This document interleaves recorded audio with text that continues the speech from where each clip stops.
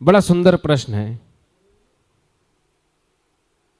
कि भगवान विष्णु के 4 हाथ क्यों हैं जबकि आम मानव के सिर्फ 2 हाथ होते हैं। क्या विज्ञान की दृष्टि से भगवान विष्णु के 4 हाथ गलत नहीं? देखिए, प्रश्न बड़ा उचित है कि भगवान के 4 हाथ क्यों हैं। और हमने हर चीज को दृष्टिकोण अपने विज्ञान के दृष्टिकोण से देखना शुरू कर दिया है, जबकि भगवान अध्यात्म और अर्थ की दृष्टि से देखते हैं, भाव की दृष्टि से देखे जाते हैं। अब मैं इसका कारण बता रहा हूं कि भगवान श्री विष्णु नारायण के 4 हाथ क्यों हैं। देखिए, 4 हाथ भगवान नारायण के 4 प्रतीकों को दिखाता है, 4 चिन्हों को दर्शाता है। यहां भगवान विष्णु के 4 हाथ नहीं, 4 चिन्ह हैं, 4 प्रतीक हैं। वरना श्रीमद् भगवत महापुराण में भगवान विष्णु के अष्टभुजाधारी भी बताया गया है। कहीं कहीं पे भगवत गीता में भगवान विष्णु को सहस्त्रों हाथों वाले बताए गए हैं। तो ऐसे नारायण 4 भुजा वाले हैं, यह एकमात्र संकेत है। वरना हरि अनंत, हरि कथा अनंता, हरि की कोई सीमा नहीं है। परंतु जिस स्वरूप को संसार जानती है वह चतुर्भुज है। तो इसका अर्थ और संकेत है कि इनके 4 हाथों में 4 अस्त्र शस्त्र और 4 चीजें सुशोभित हैं। प्रथम हाथ को अगर देखें तो शंख। शंख का अर्थ होता है ध्वनि, सकारात्मक ध्वनि। भगवान नारायण तीनों लोकों के राजा हैं और राजा का विचार सदैव सकारात्मक होना चाहिए। राजा हताश या निराश हो जाए, राजा दुखी हो जाए तो वह राज्य डूबने लगता है। राजा का सुख दुख यह उसकी निजी जिंदगी है, ना कि राज्य पर इसका प्रभाव पड़ना चाहिए। इसीलिए भगवान नारायण के एक हाथ में शंख का प्रतीक है कि भगवान नारायण सदैव सकारात्मक विचार वाले हैं। वह संसार को सदैव सुख देने की विचार रखते हैं। वह भले ही निजी जीवन में सुख ले या दुख किसी भी वस्तु को भोगें, परंतु वह संसार को केवल सुख और सकारात्मकता देंगे। यह शंख का उनके एक हाथ का प्रतीक है। दूसरे हाथ में उनका कमल है, यानी पद्म। कमल आसक्ति का प्रतीक है, अर्थात जो समस्त चीज मोह माया के मध्य में रहकर भी जो उन सबसे विरक्त हो वो कमल है। जैसे कीचड़ में रह करके कमल कीचड़ से नहीं लिपटता, ना ही उसमें कभी कीचड़ और जल लगती है। इसका अर्थ है कि पद्म यानी कमल की भांति भगवान नारायण यत्र तत्र सर्वत्र हैं। राजा किसी भी परिस्थिति में हो, किसी के साथ में हो, परंतु उसकी बुद्धि या उसके विचार राजा को प्रभावित नहीं करता।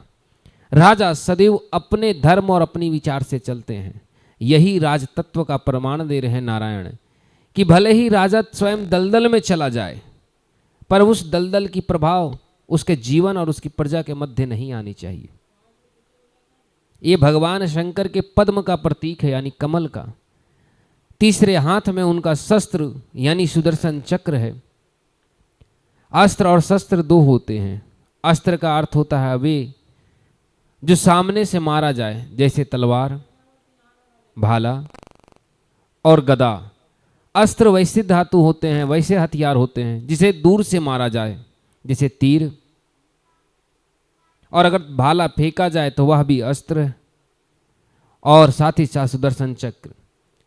और सुदर्शन चक्र संहार एवं दूरदर्शिता का प्रतीक है। राजा का अधिक उत्तरदायित्व है कि राजा सदैव दूरदृष्टि तक देखे। राजा सदैव दूरदृष्टि तक देखे, ना कि वर्तमान। राजा दुष्टों को दूर से ही पहचान ले कि कौन दुष्ट है और कौन धर्मात्मा। दुष्टों की संहार करने के लिए दुर्तगामी होना चाहिए। भगवान जब भी युद्ध किए तो ज्यादातर असुरों का वध कर देते थे, लेकिन जब बलि की बात आई तो भगवान ने कहा कि मैं युद्ध नहीं करूंगा, क्योंकि जो बलि है वह धर्मात्मा है, उसकी लड़ाई, उसकी द्वेष देवताओं से है, और उसने इस वजह से, इस कारण से ना किसी आम मानव को हानि पहुंचाया, ना गौ को हानि पहुंचाया, ना विप्रों यानी ब्राह्मणों को हानि पहुंचाया, ना संत समाज को हानि पहुंचाया, और ना ही इस धर्म को हानि पहुंचाया। तो फिर मैं क्यों बलि का वध करूं? तो जहां भगवान दूरदृष्टि वाले थे कि बलि धर्मात्मा है कि नहीं है, यह पहले जांचने के लिए स्वयं पहुंच गए। यह सुदर्शन का प्रतीक है कि भगवान दूरदर्शिता वाले हैं। इसी प्रकार से भगवान के चतुर्थ हाथ यानी चौथे हाथ में गदा, यानी गदा न्याय का प्रतीक होता है। आप देखेंगे कि दुनिया के जिस जगह पे न्यायालय होती है वहां गदा रखा जाता है।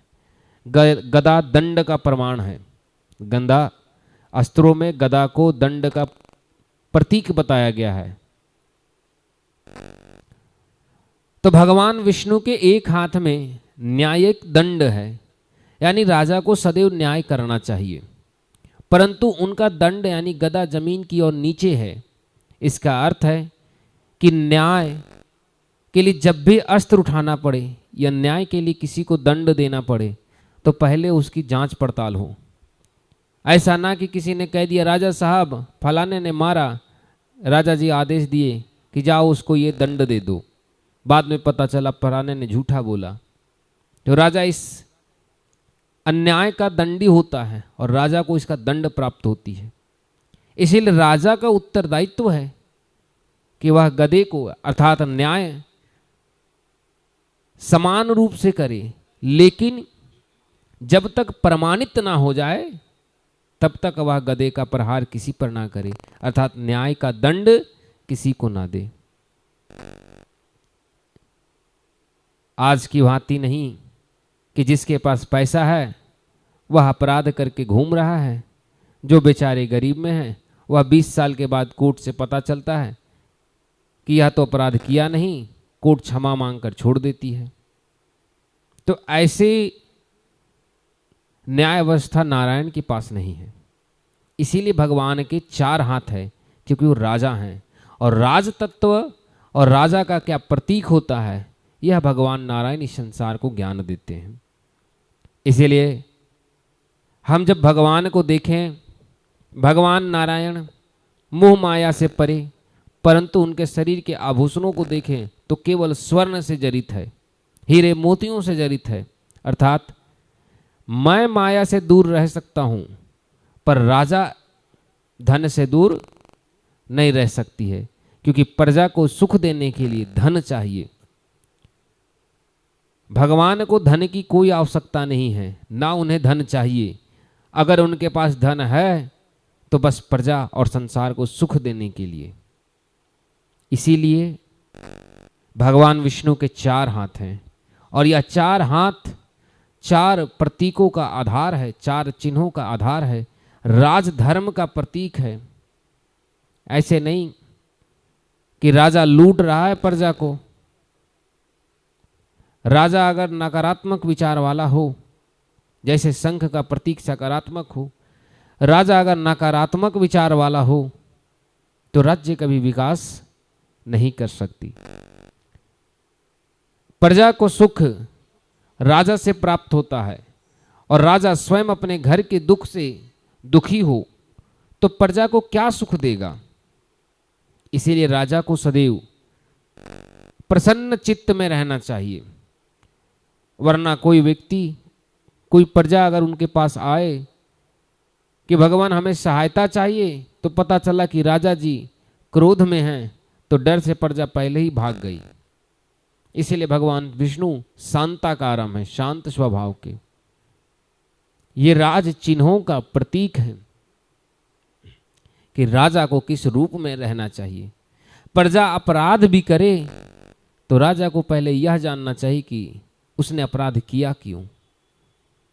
यहां तक कि भगवान विष्णु के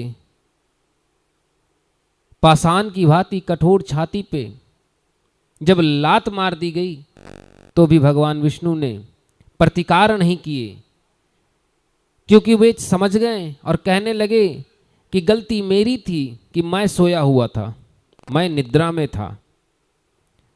और राजा अगर निद्रा में आ जाए और प्रजा का संकट सुनना भूल जाए तो उसे दंड देना धर्म है। इसीलिए हे महर्षि, आपने यह लात मारकर मुझे मेरे राजधर्म का स्मरण कराया, इसलिए मैं सदैव आपका आभारी रहूंगा। ये हमारे नारायण हैं। नारायण ऐसे राजा जो संसार में राजधर्म और राजतत्व का प्रमाण है। परंतु हमने राजधर्म को या भगवान को चतुर्भुज रूप में देखकर केवल उन्हें पूजना और केवल उन्हें एक आधारित भगवान बना देना, तो हमारे धर्म का स्वयं विलास हो जाती है। राजा अगर यह समझ ले कि यह विष्णु भगवान राजधर्म के प्रतीक हैं, ये चार हाथ उनके चार गुणों का प्रतीक है, तो हर राजा दुर्तगामी हो जाए, हर प्रजा सुखी हो जाए और हर राष्ट्र विकासवान हो जाए। यही भगवान श्रीमन नारायण के चार हाथों का प्रमाण है कि वे इनके चार हाथ का क्या क्या अर्थ और क्या क्या आधार होता है। ना कि वे चार हाथ वाले एक मानव की भांति हैं, क्योंकि भगवान विष्णु निरंकार और आकारी दोनों हैं। उनका कोई आकार भी नहीं और उनका आकार भी है। भगवान विष्णु हरि मुख वाले हैं और संसार का हर मुख हरि का मुख है। तो ये कहना कि वैकुंठ में बैठे नारायण हरि मुख वाले हैं, नहीं। इस संसार में घूम रहा हर जीव जंतु पशु पक्षी प्राणी हरि मुख के ही कारण घूम रहा है। संसार में जो जन्म ले रहा है वो मर रहा है, तो जन्म भी हरि की इच्छा से हो रही है और मृत्यु भी हरि की इच्छा से हो रही है। यह सोचना कि भगवान विष्णु चार हाथ में बैठे हैं, तो यह केवल हमारी मानसिक एक विचारधारा है, क्योंकि विष्णु का रूप, नारायण का रूप इतना विशालकाय है कि साधारण मानव तो उसे देख ना सके। और भगवान के सौंदर्य का वर्णन ऐसा कि संसार में कोई भी मोहित हो जाए। हम तो केवल कल्पना कर सकते हैं। हरि अनंत, हरि कथा अनंता। अगर हरि अनंत हैं और उनकी कथा अनंत है, तो फिर उसे एक सीमा में बांधकर समस्त कथाओं को हम कैसे जान सकते हैं। वेद शास्त्र पुराण ये सब भगवान विष्णु के बहुत छोटे से कथाओं का एक आधार बिंदु है, क्योंकि इनकी कथा ऐसी अनंत सीमाएं हैं कि जिसे बांधना या जिसे लिख पाना या जिसे पढ़ पाना, यहाँ तक कि सुन पाना भी असंभव है। इसीलिए भगवान विष्णु के चार हाथ हैं। और भगवान को अब जब भी पूजें तो इस आधार पर पूजें कि भगवान विष्णु विज्ञान की दृष्टि से नहीं, अध्यात्म की दृष्टि से प्रधान है। और वो ब्रह्म पिता के साथ साथ समस्त मानव जाति के गुरु तत्व हैं, उदाहरण हैं, उनसे सीखने की हमें आवश्यकता है। इसीलिए